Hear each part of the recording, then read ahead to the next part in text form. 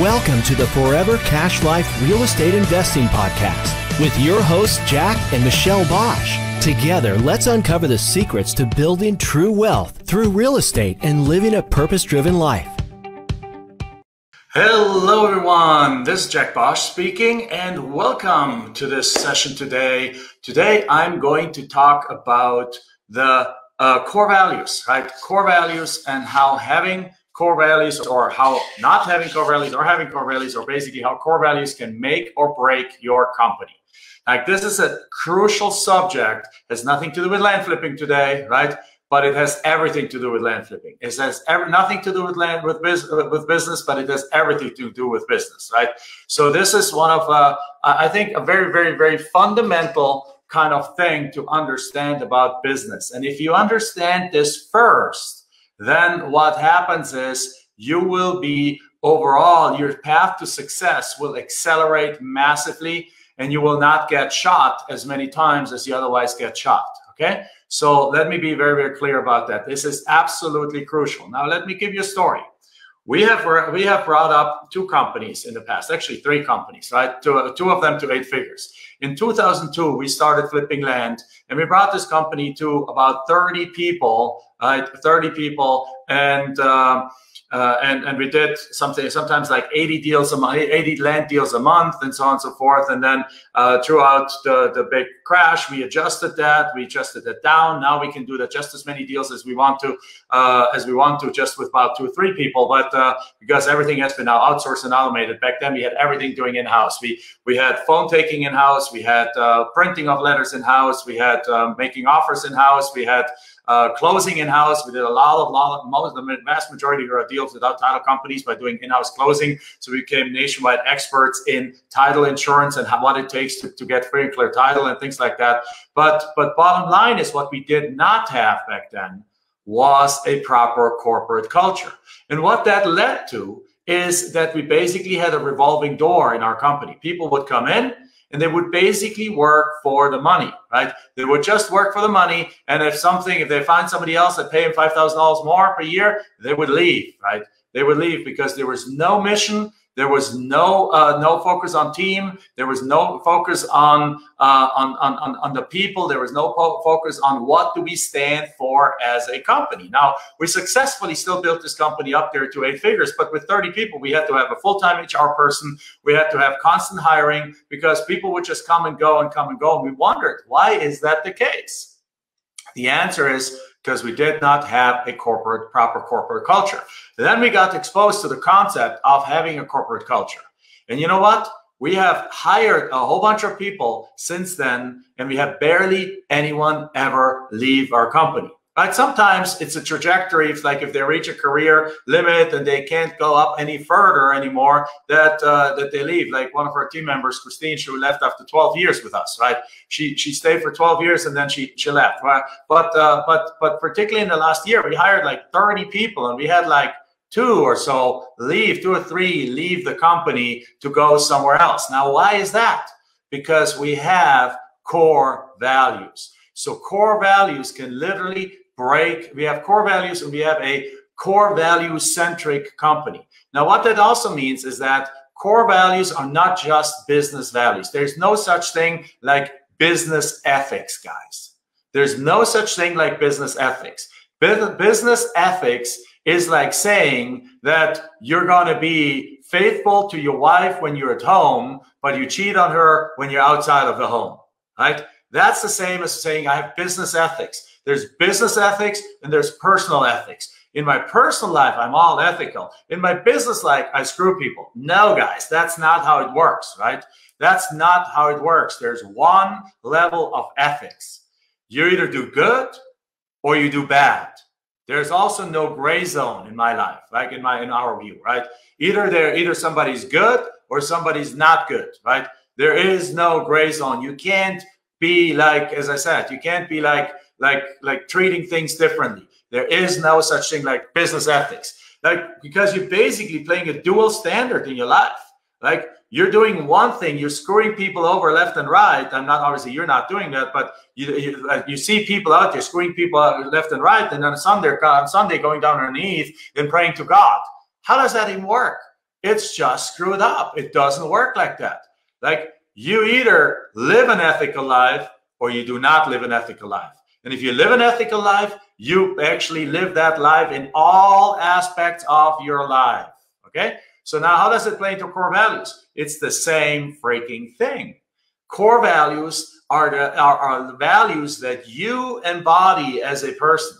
You own your company. Now, again, if you flip land with us, if you're in our coaching program, then again, we'll probably have a second session on that. But if you're not, if you're listening to this as a podcast or in other ways, then please understand that whatever business you engage in, whatever you're the head of that business, you drive the core values. And the core values have multiple purposes in your life and in your business. Number one, they attract those that share those core values with you.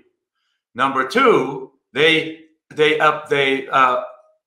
repel, that's the word I'm looking for, they repel the people who do not share those core values. And that's a wonderful, wonderful thing.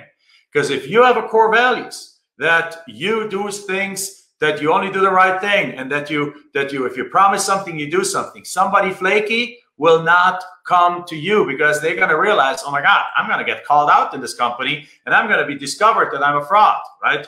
And so they won't come to you. So that is an absolutely, hey, Michelle, hey, Kayla, that's an absolute, a crucial piece in the puzzle here, right? That you are, you attract, you magnetize those that are like you, like those that live based on your core values, whatever those are. Like thugs attract other thugs, because their core values are those of a thug. Honest, stand-up people, handshake level people attract other stand-up, honest people that do handshake kind of deals, right? So we got a handshake deal with one of our team members that is 15 years with us, right? That I will absolutely 100% live up to. We're formalizing it now into some paperwork, but I'm not worried about it. He's not worried about it, because we know we're the two of the same kind of people.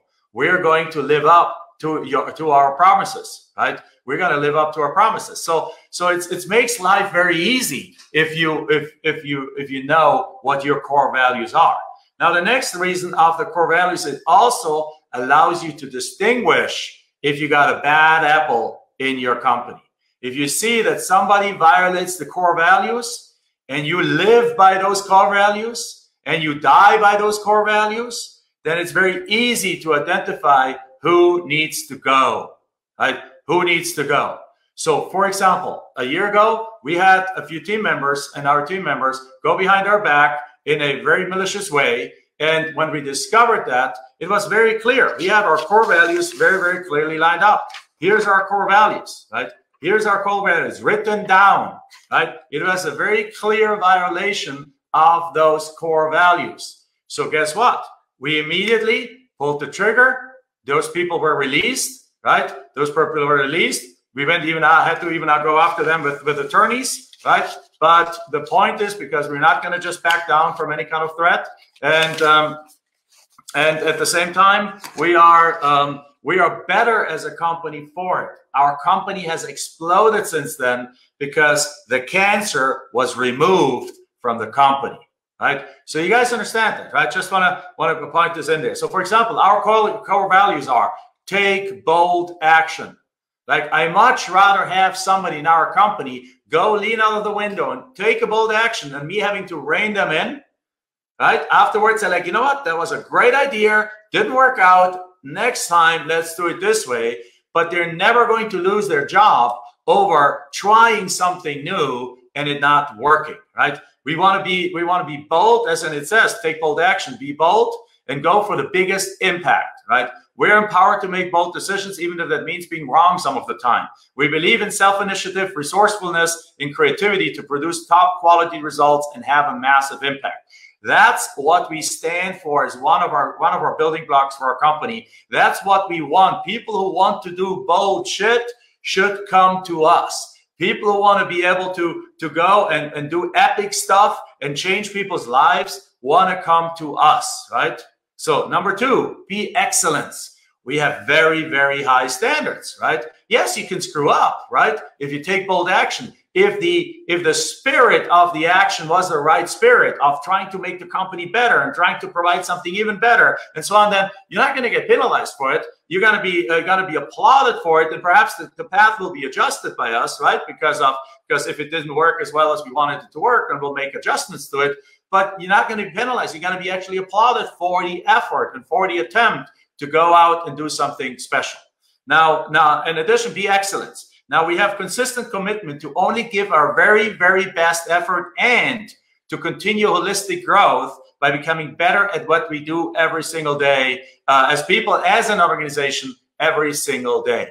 So it's not like do the best I can. No, it's do the best I can and get better every single day. We want it in life. There's only you to grow or you shrink, right? There's no stagnation, right? You either grow or you wither. There's nothing in between. So we want our team to continuously growing. We want them to continuously take on new challenges, and we want them continuously. We have very high standards for a team, right? Now, if you want to just cruise to life, and basically do the minimum somewhere, we're not the right company for you. You hear that core value, and you're like, I'm not going to go apply for that company, right?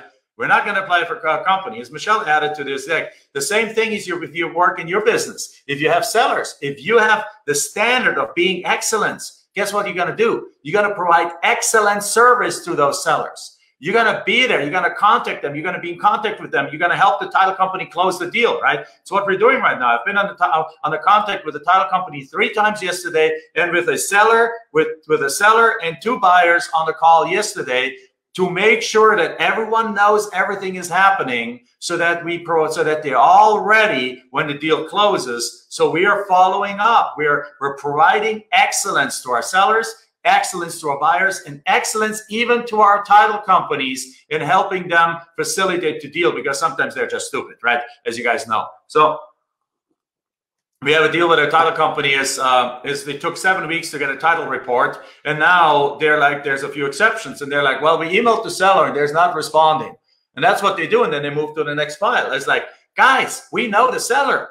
We can help you. We want to provide excellent service, excellence to you, title company, by helping you earn your own freaking money. So what we do is, I called the seller and I said to the seller, listen, we need this, this, this, and this. And here's why. And they're like, okay, no problem. 2 hours later, I had everything in the inbox, forwarded it to the title company, oh my God, that is so amazing, right? So now you provide excellence to all 3 of the people that you work with, right? 3 parties that you work with, right? So then be excellent. Embody integrity. Now, integrity is a chewed out word unless you really freaking mean it.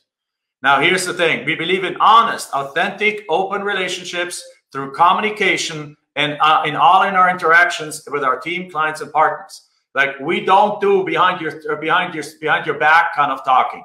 If somebody has a problem with somebody else, go address it with that person, right? If somebody else, like we communicate, even though we're a virtual team, we communicate with everyone. You want to do that same thing. Communicate. Our students that have virtual assistants, for example, they often have daily meetings with their virtual assistants to make sure that any kind of minor disagreement, any kind of minor issue, any little thing that they need to discuss is being resolved on a daily basis and moved out and so on.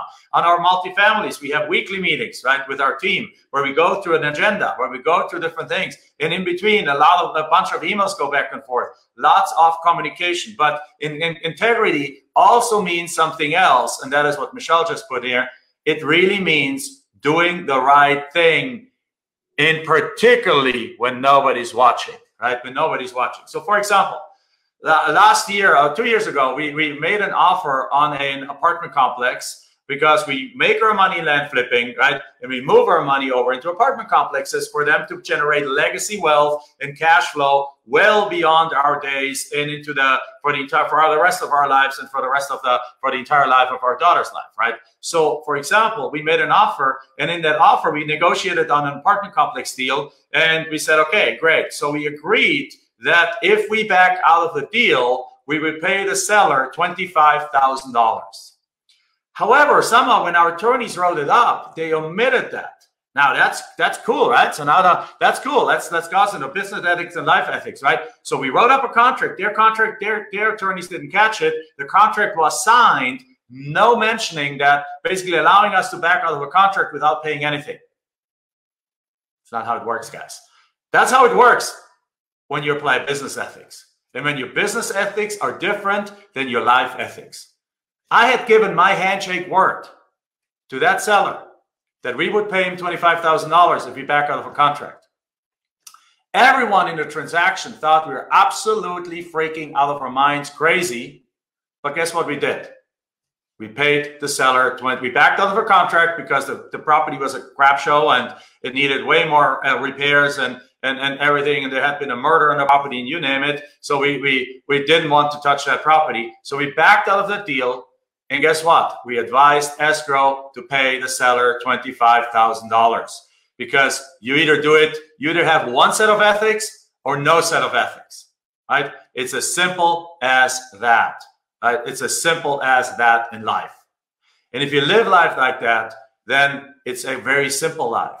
Right? You don't ever have to think, what did I tell that person versus that person, whether this person versus that person. You promise something, you do it. You commit something, you do it. You schedule a phone call, you show up, right? You show up, and so on. So with that said, the last core value that we have is actually there's two more. One more is be transformational. Like Michelle and I made a long time ago, made a commitment that everything we will touch from now on will be 100% transformational. We want to be transformational to our team. We want to, if anyone in our team ever leaves our company, I want them to leave having gained so much experience, so much knowledge, so much confidence, so much capability that they can literally leave into an executive position somewhere else and have a transformational experience in the way they're being perceived out there in the world. Like, we want our students to have a transformation in their land flipping, in their life, and become CEOs of their business with 6- and 7-figure profits in their land flipping business. We want our sellers to have a transformational experience of selling that property, getting rid of the burden of property ownership. We want our buyers to have a transformational experience of having a piece of land that they can fulfill their dream. We want our tenants to not just pay rent. We want them to live in a community, right? So what are you going to do if you think about that? If you don't have this kind of things in place yet, like, think about it as something that sit down at your kitchen table and ask yourself, what are your core values? What do you truly believe in? And there's actually a process I'm going to walk you through in just a second, right? And that is, so be transformational. The last one is, we are all in. Be all in, right? We're not an 8-to-5 company. We operate more like a startup, right? We don't do things halfway. We don't do things half-ass, right? We work hard, we play hard, we go full out, and one of our mottos is actually for taking care of our students, for getting deals done, for whatever it is, whatever it takes. The road is empty on the extra mile, guys. If you're willing to do the extra mile, the road is not crowded there because nobody does the extra mile. Okay, so if you guys heard that, so that's what is your feedback on that? Give me some feedback. Put in some comments here. If you're watching this as a podcast, please comment below, or if you're watching it on YouTube, please comment below what you think that. Now the Marines have a mission that says like mission first, team second, individual third. So in other words, what that really, and then there's another one that says people first, system second, implementation third. Now they're not contradicting each other. They're actually all one. Because when you got the right culture, right? And the culture is a mission-driven culture. We are on a mission to create 1,000 millionaires. Now, 1,000 millionaires really stands for taking people's life and being transformational in their life. When you have a mission like that, right? And you have it surrounded by those core values, then what you're really creating is mission first, and then it attracts a team, and the team rallies around that. And if you have a team that rallies around that, guess what? Now everything is easier in your business. And that's the same thing for land flipping. If you create a land flipping business that changes your buyers' lives and take the burden of property ownership from your sellers, then it's the same thing. If you have a plumbing business, right, you're solving people's problems, right?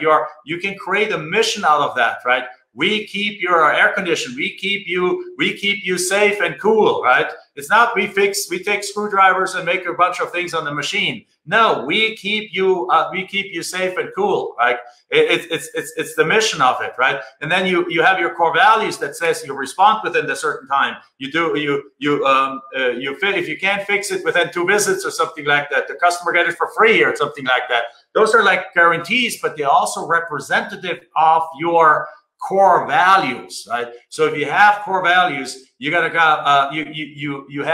you attract the right people. You know who you're looking for, and you know who to not who not to say yes to, and also who to remove from your company, right? So, for example, and that even extends. We're a bit extreme, perhaps than that, but we actually don't think we're extreme. We're just consistent on it.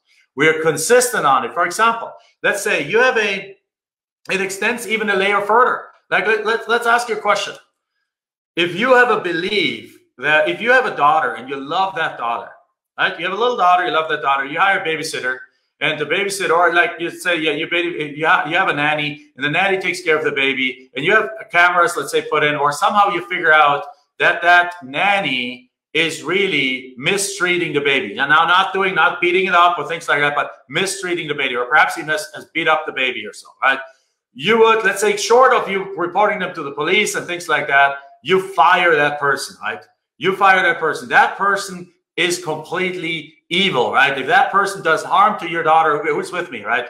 That person is completely, you don't want to ever talk to that person again. You might even send the police after that person, right? So somebody violates your baby. Now, if you all of a sudden see that let's say your cousin who now comes closer and takes care of the baby and again and again, and doesn't do any harm to the baby, but takes care of the baby. If you see that your cousin now all the time or often hangs out with that person, what do you do? Like, what do you do? Is that okay or is that not okay? Do you have a conversation with that cousin? Do you keep that cousin away from your child now?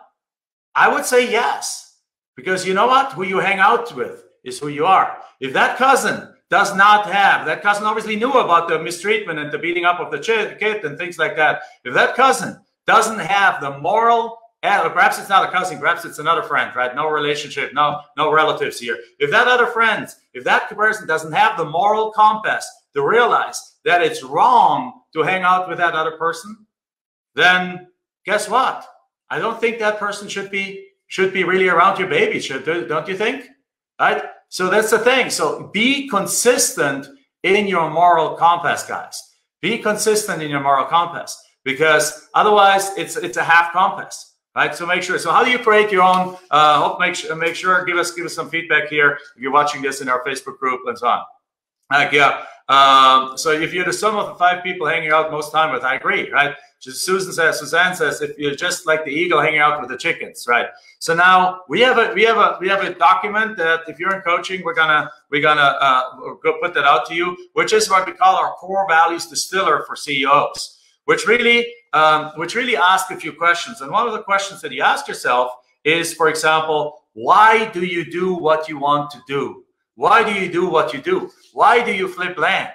And it's most likely not because you like dirt. Why do you flip houses? And it's most likely not because you like hammers and sticks and sitting down with people at the kitchen table and make them cry. Why do you run a janitorial business? Probably not because you like toilets, right? So what is the reason why you do that? And then ask yourself, what in life do you really, really care about? And then also, what is your true mission? Because you want to find that mission first. What is your mission in life? And how is what you're doing helping you fulfill that mission? If your mission is to help people, you're helping people by buying the property from them and relieving them from their anguish and from the burden of property ownership, and you're making dreams come true. Today, in one of our Facebook groups, there was somebody in our coaching group, I believe, there was one of our coaching students saying he has 3 lots, and one of them there's a 1972 mobile home. Should he ask the seller to remove it, or should he take the mobile home with it?